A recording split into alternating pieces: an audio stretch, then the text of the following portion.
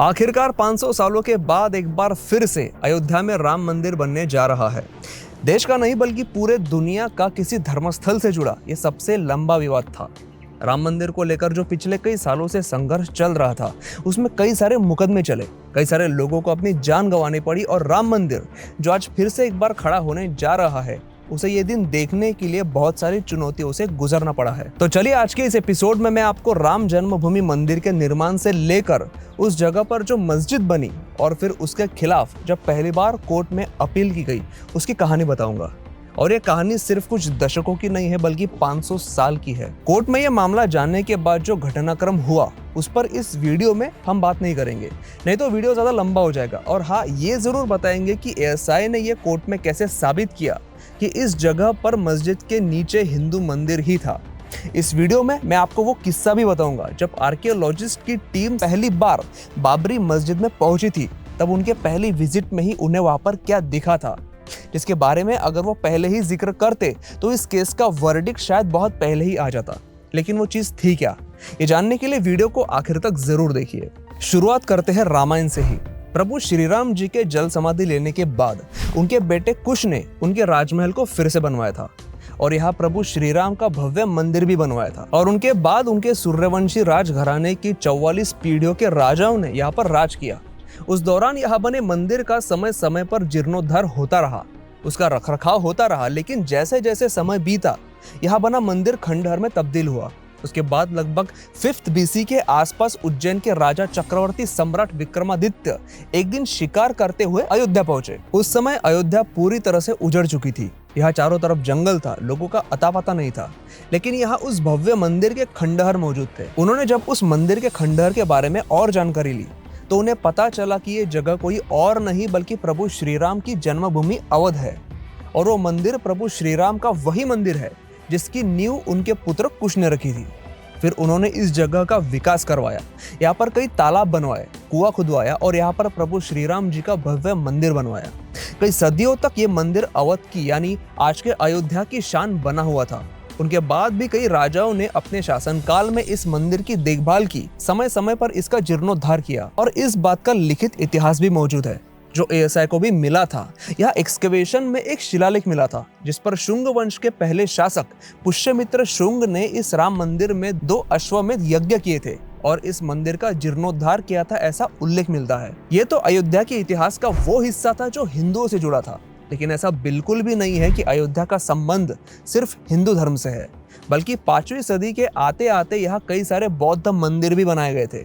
चीनी भिक्षु फाइहान जो चीन से भारत पैदल यात्रा करते हुए आए थे, उन्होंने यहाँ पर कई सारे बौद्ध मठ देखे जाने की बात का डॉक्यूमेंटेशन किया था। उनके बाद जब 7वीं सदी में चीनी यात्री हेन त्सांग भारत में आए थे तो उन्होंने भी ये बात लिखी थी कि यहाँ करीब 20 बौद्ध मंदिर मौजूद थे और एक बड़ा हिंदू मंदिर मौजूद था जहाँ पर हर रोज हजारों की संख्या में लोग दर्शन करने के लिए आते थे। यहाँ पर एक शिलालेख 11वीं सदी का भी मिलता है जब कनौज के राजा जयचंद अयोध्या आए थे और उन्होंने इतना भव्य मंदिर बनाने वाले राजा विक्रमादित्य की स्तुति करते हुए उस शिलालेख का निर्माण करवाया था। अयोध्या का मंदिर अभी भी प्रभु श्री राम के इतिहास का साक्षी बनकर खड़ा था। लेकिन फिर भारत में मुगल आए और उन्होंने एक एक करके हिंदुओं के प्रमुख मंदिरों को लूटना और बर्बाद करना शुरू किया। और फिर 1528 में मुगल इन्वेडर बाबर ने अपने सेनापति मीर बाकी को हिंदुओं के सबसे पवित्र स्थान प्रभु श्री राम जी की जन्मभूमि पर बने इस मंदिर को गिराने का आदेश दिया।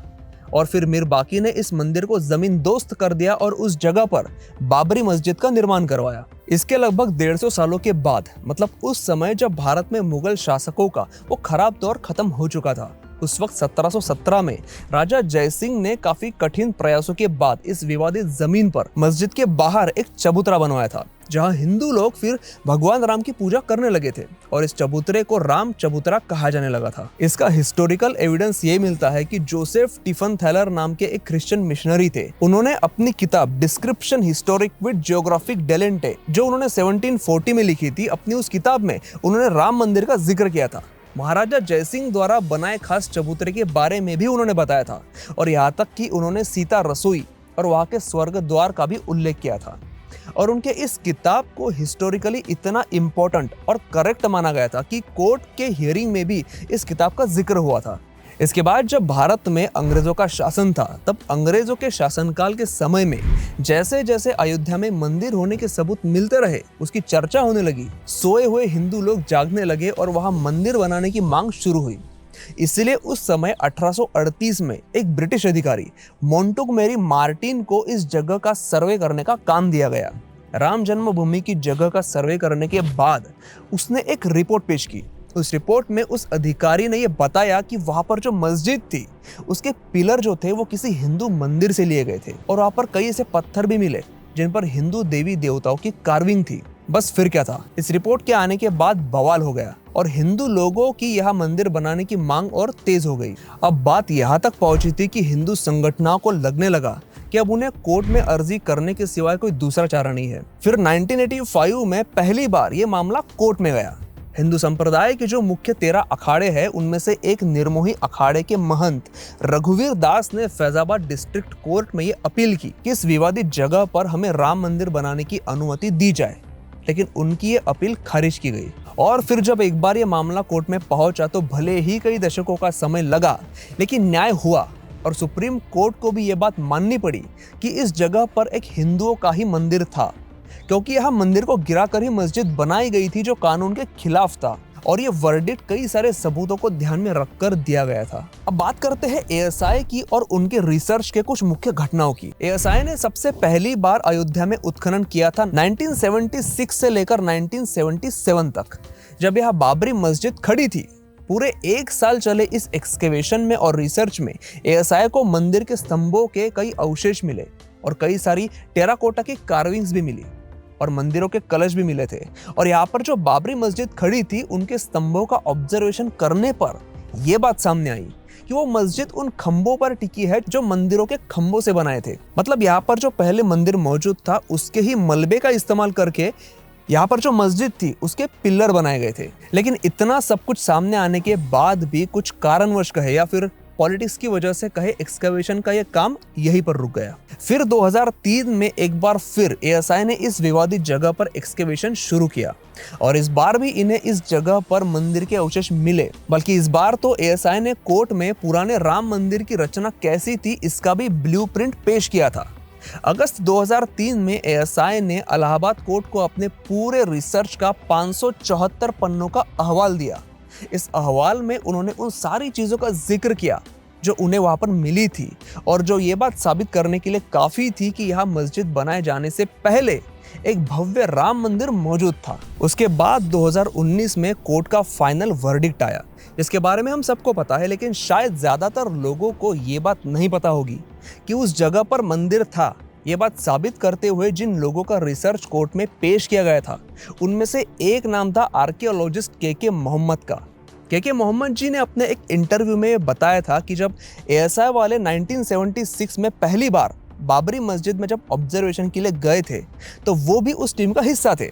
उन्होंने बताया कि मस्जिद में जाने के तुरंत बाद ही सिर्फ उन मस्जिद के खंभों को देखकर ही वो टीम समझ गई थी कि उस मस्जिद के पिलर उस मंदिर के ही है जिसे तोड़कर उस मस्जिद को बनाया गया था। एक आर्कियोलॉजिस्ट के पॉइंट ऑफ व्यू से ये बात क्लियरली उन्हें समझ में आ गई थी कि वो पिलर 12वीं सदी में वहां पर बने राम जन्मभूमि मंदिर के ही थे। लेकिन कानून को चाहिए होता है सबूत, और सबूत मिल भी जाए तो कोई फैसला सुनाते हुए लोगों की भावनाओं को भी ध्यान में रखना पड़ता है। और इसी रीजन की वजह से जो फैसला काफी पहले ही आ जाना चाहिए था, उसे कई सालों का समय लगा। खैर 500 सालों के बाद ही सही, लेकिन अब जाकर उन तमाम हिंदू लोगों का ये सपना पूरा होने जा रहा है। भले ही आज देश के कुछ हिस्सों में ही सही, लेकिन खुशी का माहौल है। लेकिन ये खुशी का पल आने के लिए कितने सालों का संघर्ष करना पड़ा, रामलला के मंदिर को कितनी बार बनाया गया, मिटाया गया, ये जानना भी हमारे लिए जरूरी था। इसीलिए इस वीडियो के माध्यम से राम जन्मभूमि के मंदिर का ये संघर्ष भरा इतिहास बताने की ये कोशिश मैंने की। वीडियो अगर पसंद आया हो तो प्लीज लाइक जरूर करें। मैं मिलता हूँ आपसे अगले एपिसोड में।